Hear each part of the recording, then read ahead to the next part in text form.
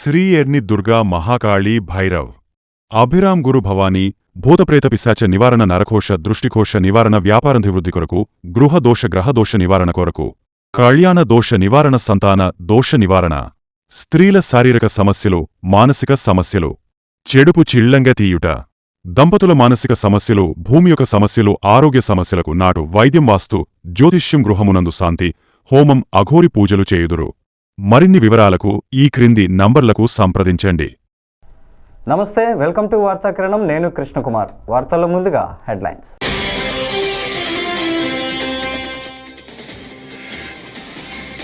వీసీల రాజీనామా లేఖల్లో బెదిరించినట్లు అనే పదమే లేదు, నారా లోకేష్.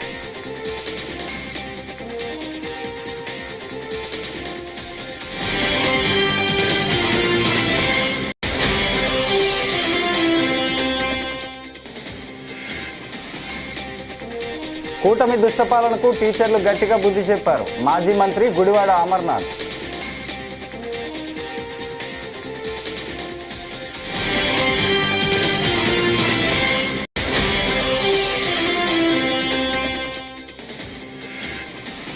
మహిళల రక్షణ కోసం శక్తి యాప్ మండలిలో ప్రకటించిన మంత్రి అనిత.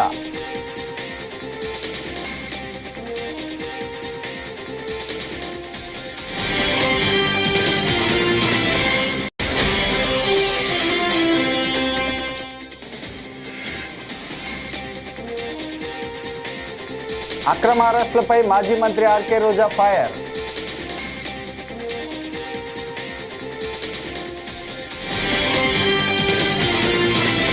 ఇక డీటెయిల్స్ చూస్తే, వీసీల రాజీనామా అంశంపై శాసనమండలిలో వాడివేడి చర్చ జరిగింది. వైకాపా ఆరోపణలపై నిగ్గు తేల్చేందుకు ప్రివిలేజ్ కమిటీకి పంపాలని మంత్రి లోకేష్ స్పీకర్ను కోరారు. వీసీల రాజీనామా లేఖల్లో బెదిరించినట్లు అనే పదం ఎక్కడా లేదని లోకేష్ స్పష్టం చేశారు. వైకాపా నియమించిన వీసీలకు బేసిక్ ఇంగ్లీష్ గ్రామర్ కూడా రాదని ఎద్దేవా చేశారు. వీసీల రాజీనామా లేఖల్లో బెదిరించినట్లు ఆరోపణలు ఉన్నాయా అని ప్రశ్నించారు. అనేది వాళ్ళు అన్నారు అధ్యక్ష. టోటల్గా 17 మంది రాజీనామా చేస్తే 10 మంది కూర్చుని 10 మంది పర్సనల్ ఆర్ నో రీజన్స్ తో రాజీనామా చేశారు. లెటర్ నాదర్ని 2 ప్రభుత్వానికి ఫ్రీ హ్యాండ్ ఇవ్వాలని రాజీనామా చేసినట్టు ఇచ్చారు.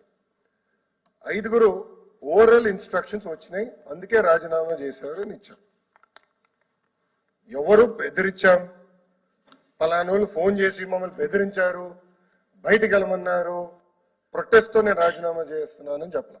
విచిత్రం ఏంటంటే ఇక్కడ చూస్తే, in response to the oral instructions of యాప్షీ to revamp the universities I hereby tender by resignation. బెదిరించారని ఎక్కడ లేదు. సో మీరు చూస్తే ఎక్కడ బెదిరించారు, భయపడిచ్చారు, ప్రొటెస్ట్తో మేము రాజీనామా చేస్తున్నామని చెప్పలేదు. నంబర్, గత ప్రభుత్వం అంటే వైకాపా ప్రభుత్వ అధికారంలోకి వచ్చినప్పుడు ఆర్జీయూకే అంటే Rajiv Gandhi university of knowledge and science లో రామచంద్రరాజు గారు రిటర్న్ రాజీనామా చేశారు అధ్యక్ష. రాయలసీమ యూనివర్సిటీకి సంబంధించిన ఏవి ప్రసాదరావు గారు రాజీనామా చేశారు. కృష్ణదేవరాయల్ యూనివర్సిటీకి సంబంధించిన రెహమతుల్లా గారు కూడా రాజీనామా చేశారు. ద్రవిడియన్ యూనివర్సిటీకి సంబంధించిన సుధాకర్ ఎడ్ల గారు రాజీనామా చేశారు. వెంకటేశ్వర యూనివర్సిటీకి సంబంధించిన రాజేంద్ర ప్రసాద్ గారు కూడా గతంలో రాజీనామా చేశారు. July 21, 2019 YCP leader seek ouster of Dravidian University vice chancellor. మళ్ళీ ఏమంటే మళ్ళీ ఎల్లో మీడియా అంటారు అధ్యక్ష, ఇది న్యూట్రల్ ఇంగ్లీష్. ఇట్లా చాలా ఆధారాలు నా దగ్గర ఉన్నాయి అధ్యక్ష. అందుకే మేము ప్రివిలేజ్ మోషన్ మేము పాస్ చేయాలనుకున్నాం. దయచేసి దాన్ని మీరు సీరియస్ గా తీసుకోవాలని మేము కోరుతున్నాం అధ్యక్ష. ఎందుకంటే బెదిరించాం, భయపడిచ్చాం అనే పదం వాడారు అధ్యక్ష. ఐ వాంట్ రీట్రేట్, బెదిరించారు అందుకే వాళ్ళు రాజీనామా చేశారన్న పదం వాళ్ళు ఆ రోజు మాట్లాడారు. కానీ రికార్డులు తెరిచి చూడండి అధ్యక్ష. కూటమి ప్రభుత్వ ప్రజా వ్యతిరేక పాలనకు ఉత్తరాంధ్ర టీచర్ ఎమ్మెల్సీ ఎన్నికల ఫలితం చెంపపెట్టు లాంటిదని వైఎస్ఆర్సీపీ విశాఖ జిల్లా అధ్యక్షుడు మాజీ మంత్రి గుడివాడ అమర్నాథ్ అన్నారు. విశాఖలోని పార్టీ సిటీ కార్యాలయంలో మీడియాతో మాట్లాడుతూ, కూటమి ప్రభుత్వం ఏర్పాటయ్యాక ఉత్తరాంధ్రపై చూపుతున్న వివక్షకు నిరసనగా టీచర్లు గట్టి షాక్ ఇచ్చారని అన్నారు. ఓటమిని అంగీకరించలేకే గెలిచిన అభ్యర్థే తమ అభ్యర్థి అని కూటమి నేతలు సిగ్గు లేకుండా చెప్పుకుంటున్నారని ధ్వజమెత్తారు. తద్వారా సరే ముందు నుంచి మా తాలూకా స్టాండ్, వైఎస్ఆర్ కాంగ్రెస్ పార్టీ తాలూకా స్టాండ్ కానీ లేదా మీ తాలూకా పాత్ర ఏంటి ఎన్నికల్లో అనేటువంటి విషయాలు చాలా సందర్భాల్లో పత్రికా మిత్రులు చాలామంది అడిగారు. ఈ ఎన్నికలకు కానీ లేదా రాష్ట్రంలో జరుగుతున్నటువంటి ఇతర గ్రాడ్యుయేట్ ఎన్నికలకు సంబంధించి కానీ ఆ ఎన్నికలకి వైఎస్ఆర్ కాంగ్రెస్ పార్టీ దూరంగా ఉంటుంది అనేటువంటి విషయాన్ని చాలా క్లియర్గా చెప్పాం. అయితే నిన్న ఫలితాలు వచ్చిన తర్వాత తెలుగుదేశం పార్టీకి అలాగే కూటమికి సంబంధించినటువంటి నాయకులు అలాగే ప్రభుత్వంలో ఉన్నటువంటి మంత్రులు చేస్తున్నటువంటి ప్రకటనలు చూసిన తర్వాత చాలా హాస్యాస్పదంగా అనిపించింది. వచ్చినటువంటి ఫలితాన్ని గౌరవించాల్సినటువంటి సందర్భాలు వదిలేసి ఎవరు గెలిస్తే గెలిచినటువంటి వారు మా అభ్యర్థి అని చెప్పుకోవడం అనేటువంటిది ఎంతకంటే సిగ్గుచేటు అనేటువంటిది ఇంకోటి ఉండదు. అందులోని ఈరోజు ప్రభుత్వంలో ఉన్నటువంటి సీనియర్ మంత్రిగా ఉన్నటువంటి అచ్చెన్నాయుడు, ఉత్తరాంధ్ర ప్రాంతానికి చెందినటువంటి వ్యక్తి, ఈ ప్రాంతానికి చెందినటువంటి నాయకుడిగా, ఈ ప్రాంతం నుంచి ప్రాతినిధ్యం వహిస్తున్నటువంటి వ్యక్తిగా ఇక్కడ జరిగినటువంటి ఎన్నికల ప్రక్రియలో పూర్తి స్థాయిలో నిన్న ఓటమి పాలైనటువంటి అభ్యర్థికి మద్దతు పలికినటువంటి కూటమి పార్టీ నాయకులు తీరా ఫలితం వచ్చిన తర్వాత నిన్న శ్రీనివాసులు నాయుడు గారు టీచర్స్ ఎమ్మెల్సీగా ఎన్నికైన తర్వాత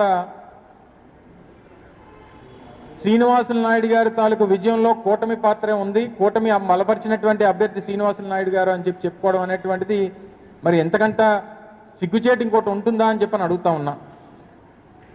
మీరు మహిళలపై లైంగిక వేధింపులు అరికట్టేందుకు పని ప్రదేశాలలో వారికి భద్రత కల్పించేందుకు కొత్తగా శక్తి యాప్ను తీసుకొస్తున్నామని ఏపీ హోంశాఖ మంత్రి అనిత తెలిపారు. మహిళా దినోత్సవం రోజున ఈ యాప్ను సీఎం చంద్రబాబు ప్రారంభించబోతున్నారని స్పష్టం చేశారు. మహిళలపై లైంగిక వేధింపులు దిశ చట్టంపై శాసనమండలిలో వైకాపా ఎమ్మెల్సీ వరుదు కళ్యాణి అడిగిన ప్రశ్నకు ఆమె సమాధానమిచ్చారు. గత ప్రభుత్వం దిశ చట్టానికి చట్టబద్ధత కల్పించిందో లేదో గుండెలపై చేయి వేసుకొని అడగాలని అనిత నిలదీశారు. పడేవాళ్ళు అని మేము నమ్ముతున్నాం అధ్యక్ష. ఇప్పుడు కడియం నర్సరీలో ఒక మహిళకి ఏమైందో మన అందరం చూసాం అధ్యక్ష. పని చేస్తున్న ఆవిడకేమో బయటికి తీసుకెళ్లి అత్యాచారం చేసి హత్య కూడా చేయడం జరిగింది అధ్యక్ష. ఇలాంటి సందర్భాల్లో అలాంటి యాప్ కనుక ఉండుంటే ఉపయోగపడేది అధ్యక్ష. ఈ ప్రభుత్వం అలాంటి అంటే దిశ యాప్ ని కొనసాగించట్లేదు అని మేము అనుకుంటున్నాం అధ్యక్ష. ఒకవేళ ఆ యాప్ ని కొనసాగిస్తారా లేదంటే దానికి సమాంతరంగా ఏదైనా యాప్ ని తీసుకొస్తారా? ఎందుకంటే ఆ యాప్ ఉంటే మాత్రం ఖచ్చితంగా మహిళలకి ఎంతో ఉపయోగపడుతుంది అధ్యక్ష. అందుకు మంత్రి గారు దాని మీద సమాధానం చెప్పాల్సిందిగా అడుగుతున్నాను అధ్యక్ష. అధ్యక్ష, గౌరవ సభ్యురాలు అడిగిన క్వశ్చన్కి అధ్యక్ష, ఈరోజు చూసుకుంటే అధ్యక్ష నేటి సమాజంలో జనాభా ప్రాతిపదికన కూడా చూసుకున్న పురుషుల కన్నా ఎక్కువగా స్త్రీల సంఖ్య కూడా మనకు కనిపిస్తుంది అధ్యక్ష. ఇటువంటి స్త్రీల సంఖ్య ఎక్కువగా ఉన్న విద్యార్థికులు అయినప్పటికీ కూడా ఎక్కడికైనా బయటకు వెళ్ళి వాళ్ళు ఉద్యోగాలు చేసుకోవాలన్నా, వాళ్ళ పనిలో ముందుకెళ్లాలన్నా, వ్యాపారాలు చేసుకోవాలన్నా కూడా అధ్యక్ష ఎక్కడో ఒక చిన్న ఆటంకం అయితే కనిపిస్తుంది అధ్యక్ష. ఏదో ఒక రకంగా ఎక్కడైనా చిన్న లైంగిక వేధింపులు జరగడం కానీ, వాళ్ళ మీద టార్గెటెడ్గా వాళ్ళని ఇబ్బంది పెట్టడం కానీ, వాళ్ళని హ్యూమిలేట్ చేయడం కానీ, వాళ్ళు ఎదుగుదలని కూడా కొన్ని సందర్భాల్లో సమాజంలో కొంతమంది చూడలేని పరిస్థితులు వాళ్ళని ఇబ్బందులు పెట్టే పరిస్థితులు ఉన్నాయి అధ్యక్ష. 2013 ఇందాకే చెప్పాను అధ్యక్ష, పోస్ట్ చట్టం ప్రకారం అధ్యక్ష అంతర్గత కమిటీలు అదేవిధంగా లోకల్ కమిటీలు కూడా ఏర్పాటు చేసుకోవడం జరుగుతుంది అధ్యక్ష. దీని మీద అవగాహన కూడా పెంచాలి అధ్యక్ష. కాబట్టి దీని మీద కంపల్సరీగా ప్రతి కంపెనీలో కానీ ఎక్కడైనా కూడా 10 మంది ఉమెన్ ఎంప్లాయీస్ కనుక ఉంటే డెఫినెట్ గా అక్కడ ఒక అంతర్గత కమిటీ, ఒక లోకల్ కమిటీని కూడా ఏర్పాటు చేసుకోవాల్సిన అవసరం ఉంటుంది అధ్యక్ష. దానికి కూడా సభ్యుల కింద అందులోని బాగా చదువుకున్న ఒక ఎంప్లాయీని చైర్మన్ కింద ఏర్పాటు చేసుకోవడం, అదేవిధంగా ఎన్జిఓస్ని ఇందులో ఇన్వాల్వ్ చేయడం, ఒక లీగల్ టీంని కూడా అంటే లీగల్ గా కొంచెం అవగాహన ఉన్న వాళ్ళు అందులో కమిటీల కింద ఏర్పాటు చేసుకోవడం, ఒక కమిటీ అధ్యక్ష అంతర్గత కమిటీ, అదేవిధంగా లోకల్ కమిటీలో కూడా అధ్యక్ష ఎవరైతే కంపెనీల్లో పనిచేస్తున్నారో. అక్రమ అరెస్టులపై మాజీ మంత్రి ఆర్కే రోజా ఫైర్ అయ్యారు. చిత్తూరు సబ్ జైల్లో వైసీపీ నేతలను కలిసిన అనంతరం ఆమె మీడియాతో మాట్లాడారు. ఏపీలో రెడ్ బుక్ రాజ్యాంగం అమలు చేస్తూ రాజ్యాంగ విరుద్ధంగా తప్పుడు కేసులు పెడుతున్నారని మండిపడ్డారు. వైసీపీ నేతలు కార్యకర్తలపై అక్రమ కేసులు పెట్టి కూటమి ప్రభుత్వం కుట్ర రాజకీయాలు చేస్తోందని, బెయిల్పై వచ్చేలోపు మరో కేసు పెట్టి ఇబ్బందులు పెడుతున్నారని ఆమె అన్నారు. కూటమి ప్రభుత్వం ఈరోజు అధికారంలోకి వచ్చాక ప్రజలకి మంచి చేయాలి, రాష్ట్రాన్ని అభివృద్ధి వైపుకు నడిపించాలి, ప్రజలకి తాము మేనిఫెస్టోలో చెప్పిన ప్రతి ఒక్కటి అందజేయాలన్న చిత్తశుద్ధి లేకుండా కేవలం రెడ్ బుక్ రాజ్యాంగం అంటూ రాజ్యాంగానికి విరుద్ధంగా ఈరోజు వాళ్ళు తప్పుడు కేసులు పెట్టి వాళ్ళు చేస్తున్న హెరాస్మెంట్ చూస్తుంటే చాలా అసహ్యం వేస్తుంది. ఈరోజు వైఎస్ఆర్ కాంగ్రెస్ పార్టీ నాయకుల మీద కేసులు పెట్టి వాళ్ళని అరెస్ట్ చేసి కోర్టుకు తీసుకువెళ్లి కోర్టులో బెయిల్ ఇచ్చే లోపల ఇంకో పోలీస్ స్టేషన్ లో ఇంకో కేసు పెట్టి మళ్ళీ ఇంకో కోర్టుకు తీసుకెళ్తాం. అక్కడి నుంచి బయటకు వస్తే మళ్ళీ ఇంకో కోర్టులో కేసు పెట్టి ఇంకో చోటుకు తీసుకెళ్తాం. ఇది మనం కళ్ళారా పోసాని కృష్ణమురళి కేసులోనే మనం చూస్తున్నాం. అలా చాలా మంది మీద కూడా జరుగుతున్న విషయాన్ని ప్రజలు తెలుసుకోవాలి. ఎందుకంటే సుప్రీంకోర్టు క్లియర్ గా మార్గదర్శకాలు ఇవ్వడం జరిగింది. ఒక మనిషిని అరెస్ట్ చేశాక ఒకవేళ ఆ మనిషి మీద వేరే వేరే పోలీస్ స్టేషన్ లో కేసులుంటే వాటన్నిటికీ పీటీ వారెంట్ ఇచ్చి ఒకే చోట విచారణ చేయాలని స్పష్టంగా ఉన్న వాంటెడ్ గా ఈరోజు జిల్లాలకి పోసాన కృష్ణమురళి గారిని వెహికల్లో తీసుకెళ్లి ఎలా హ్యూమిలేట్ చేస్తున్నారు.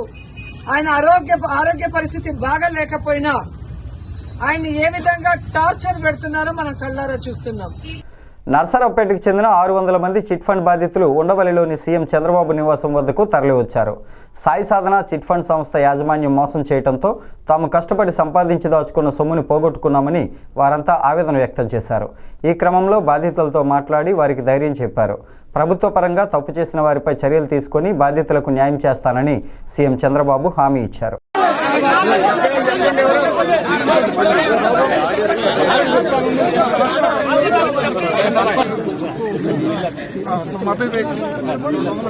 అందరూ చాలా 1-2 కోట్ల పిల్లలు చదువుకున్నాడు న్యాయం చేయడం కోసం నమ్మాను సార్. 30 ఏళ్ల నుంచి ఫీల్డ్ లో ఉన్నారు సార్. 30 ఏళ్ల నుంచి ఉన్నారు కదా, అలాగా కంటిన్యూ అయింది సార్. మనుషులు కూడా నమ్మేటప్పుడు జాగ్రత్త తీసుకోవాలి. లేకుండా ఎట్లా ఉన్నారు సార్? మేము అదమ్మా నాకు పొలిటికల్ అనుభవం ఎప్పటి నుంచో బ్యాంక్ ఉంది, ఆడిట్ ని చేశాడు. అగ్రి గోల్డ్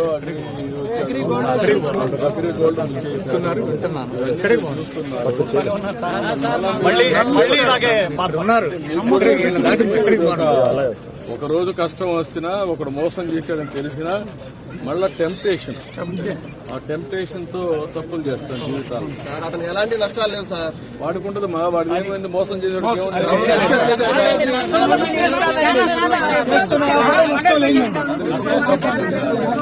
పోలీసు వాళ్ళు కూడా పోలీసులు దాన్ని ఎంత చేయాలో చేస్తా. జైల్లో బ్రహ్మాండంగా ఇదైతున్నారు సార్. రాజభోగాల్లో రాజభోగాలతో I will treat him properly. దాని గురించి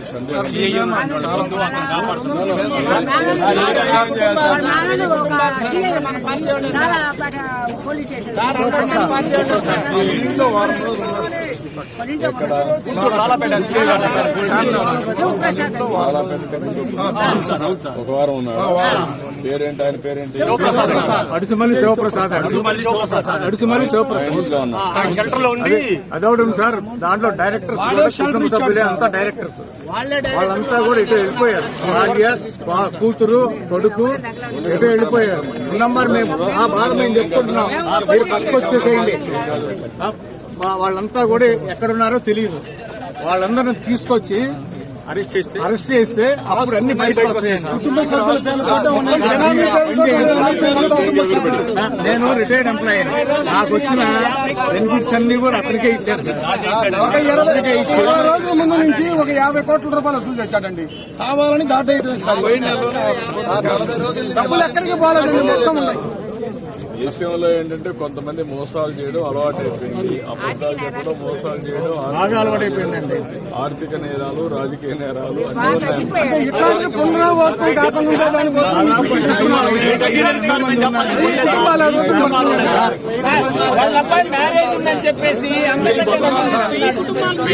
కుటుంబాలు ఉన్నాయండి బాధితులు. అనంతపురంలోని చేనేత జౌళి శాఖ కార్యాలయం వద్ద మంగళవారం సీఎం చంద్రబాబు చిత్రపటానికి AP Padmashali corporation director Lakshmi Narasimhulu పాలాభిషేకం చేశారు. ఈ సందర్భంగా ఆయన మాట్లాడుతూ నేతన్నలకు 200 యూనిట్లు, మరమగ్గాలకు 500 యూనిట్లు ఉచిత విద్యుత్తు, జీఎస్టీ రియంబర్స్మెంట్ అమలు, బడ్జెట్లో చేనేతకు కోట్లాది రూపాయలు కేటాయించడం ఎంతో సంతోషకరమని అన్నారు.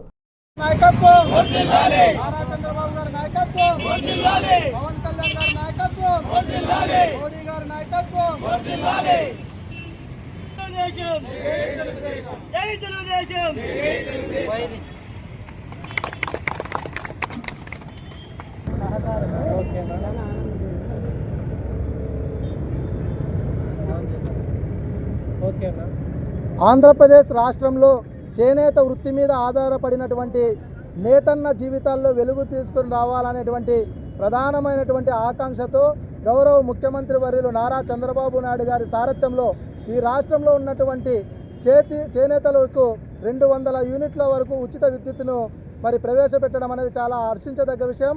అదేవిధంగా మరమగ్గాల వాళ్ళకు కూడా అంటే పవర్ లూమ్స్ వాళ్ళకు కూడా 500 యూనిట్ల వరకు ఉచిత విద్యుత్తును కూడా అందజేయడం అనేది శుభపరిణామం.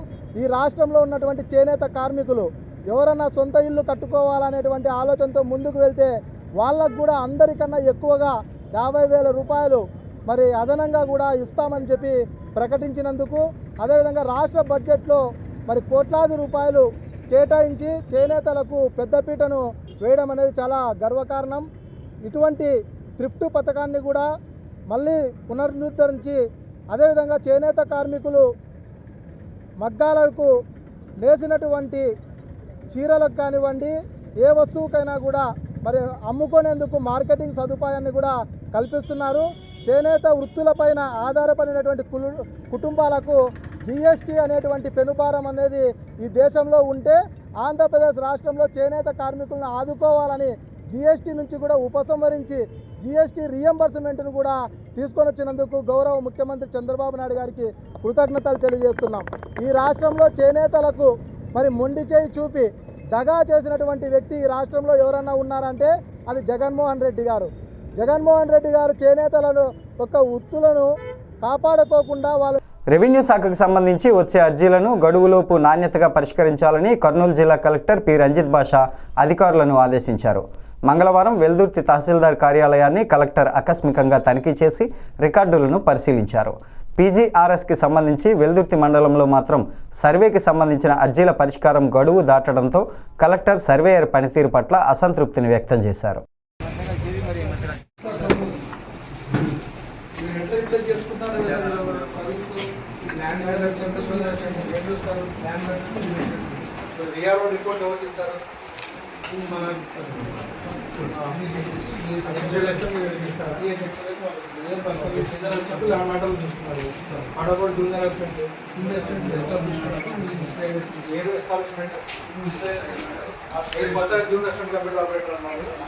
ఇంకో జూన్ ఉన్నారు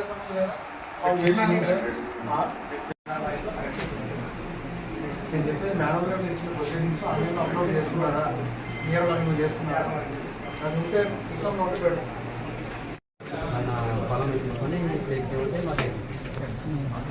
ఎవరు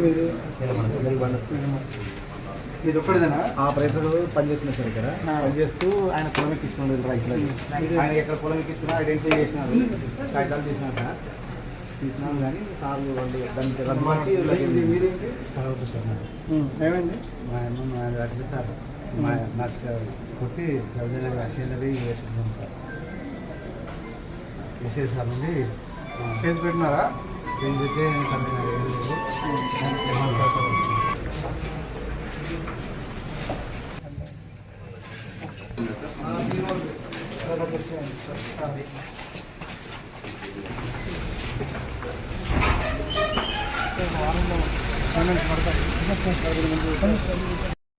జీడి నెల్లూరు నియోజకవర్గం పెనుమూరు మండలంలో ఎస్ఐని వెంటనే నియమించాలని రాష్ట్ర మాల కార్పొరేషన్ డైరెక్టర్ జీడి నెల్లూరు నియోజకవర్గ జనసేన ఇన్ఛార్జ్ పొన్న యుగంధర్ అన్నారు.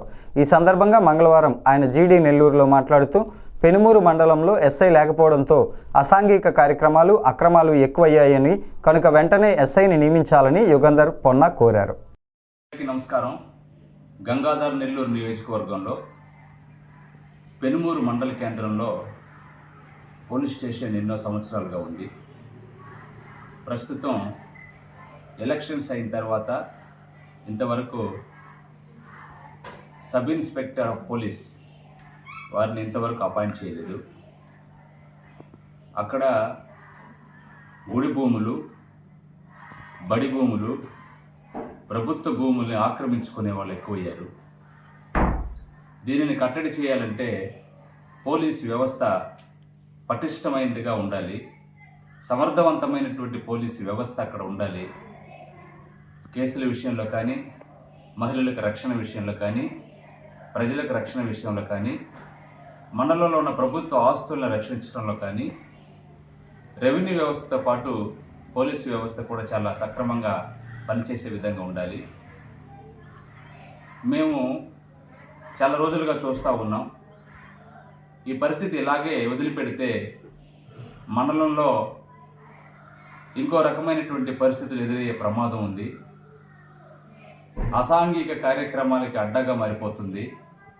ప్రభుత్వ భూములు ఏవి కూడా మిగలవు. దయచేసి ఉన్నతాధికారులు, జిల్లా ఎస్పీ గారు కూడా వెంటనే స్పందించి కొంత రిస్క్ తీసుకొని పోలీసు వ్యవస్థని పటిష్టపరచాలని కోరుతా ఉన్నాను. అదేవిధంగా ఒకవేళ ఇది కనుక జరగకపోతే అసలు ఆ మండలంలో పోలీస్ స్టేషన్ ఉండటం కూడా వేస్టే. ఒకవేళ వీలైతే కుదిరితే పోలీస్ స్టేషన్ కూడా పెనుమూరు మండలం నుంచి తీసేస్తే బాగుంటుందని నేను తెలియజేస్తూ ఉన్నాను. జనసేన పార్టీ కోరుకుంటుంది ప్రజలకు ఒక రక్షణ వ్యవస్థ, రక్షక పట నిలయము ఒక వ్యవస్థీకృతమైనదిగా కనపడాలి, భరోసా ఇవ్వాలి. ఆ రకంగా లేకపోతే వేరే రకమైనటువంటి ప్రమాదాలు జరిగే అవకాశాలు ఉన్నాయి. దయచేసి ఇప్పటికైనా పోలీసు ఉన్నతాధికారులు స్పందించి వెంటనే సబ్ ఇన్స్పెక్టర్ ఆఫ్ పోలీసు వారిని అపాయింట్ చేయాల్సిందిగా మనవి చేస్తూ ఉన్నాను. కిరాణా దుకాణాల్లో పనిచేసే ముఠా కార్మికులకు 13% కూలీ రేట్లు పెంచడం హర్షణీయమని ఏఐటీయూసీ ముఠా కార్మిక సంఘ రాష్ట్ర అధ్యక్షుడు చల్లా చిన్నాంజనేయులు అన్నారు. గుంటూరులో సంగడిగుంటలోని రేగుల రాఘవయ్య భవన్లో మంగళవారం మాట్లాడారు. కిరాణా దుకాణాల యజమానులతో జరిగిన ఒప్పందంలో కూలీ రేట్ల పెంపుదలకు అంగీకారం జరిగిందని అన్నారు. ప్రభుత్వ నిబంధనల ప్రకారం ముఠా కూలీలతో 100 కిలోల బరువుకి బదులుగా 50 కిలోల బరువునే మోయించాలని అన్నారు. నిన్న కూలీ రేట్లు పెరిగాయి. గతంలో పెరిగినటువంటి 11% కాకుండా ఈసారి 13% పెరిగింది.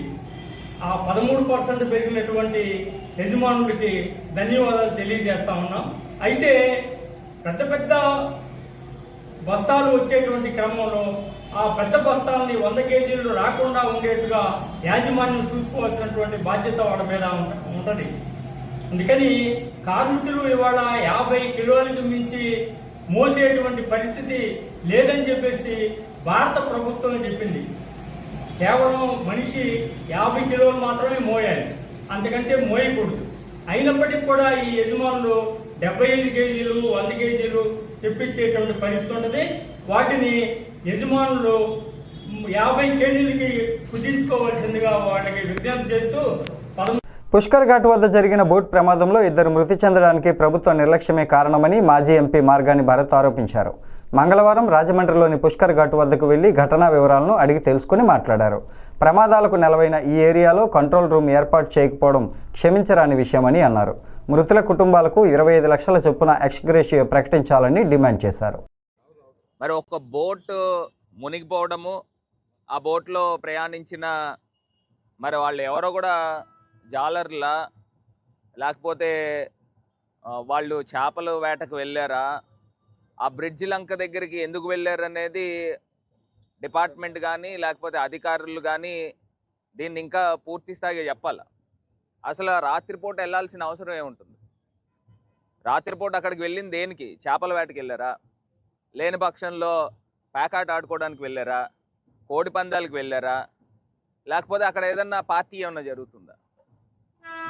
ఇప్పుడు ఏదైతే కోటిలింగాల దగ్గర నుంచి అక్కడి నుంచి చాలామంది వ్యక్తులు ఇది తరచూ రెగ్యులర్ ప్రాక్టీస్గా బ్రిడ్జి లంక దగ్గరికి వెళ్తున్నారని చెప్పేసి మరి నిన్న సమాచారము. మరి ఒక్కటి అంశం ఏంటంటే అసలు ప్రభుత్వం ఏం చేస్తుంది? ఎందుచేతన ప్రభుత్వము ఇంత నిర్లిప్తంగా ఉంది? ఇప్పుడు ఇక్కడ ఏపీ టూరిజం వాళ్ళకి సంబంధించి అక్కడ బ్రిడ్జి లంక దగ్గర ఒక బోట్ వెళ్తూ ఉంది. ప్రతిరోజు కూడా రెస్టారెంట్ పేరు మీదన అక్కడ బోట్స్ వెళ్తూ ఉన్నాయి. వెళ్తున్నప్పుడు ప్రతిరోజు మరి కామన్ పబ్లిక్ వెళ్తున్నారా లేకపోతే ఏ ప్రజలు వెళ్తున్నారా అనేది. ఈ వార్తలు ఇంతటితో సమాప్తం. నమస్కారం.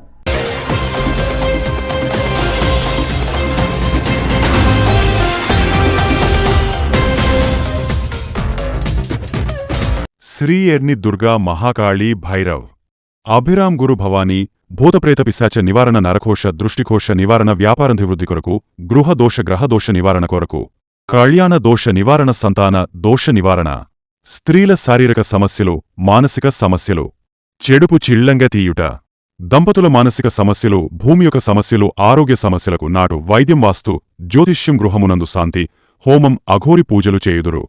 మరిన్ని వివరాలకు ఈ క్రింది నంబర్లకు సంప్రదించండి.